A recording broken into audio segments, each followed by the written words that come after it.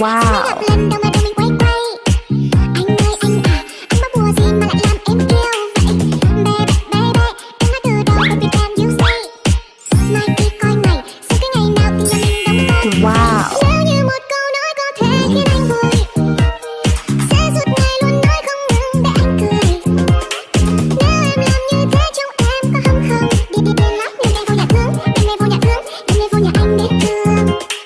Giây phút em gặp anh là em biết em si tình, tình tình tình tang tang tình, tang tình tình tình tang tang tang. Giây phút em gặp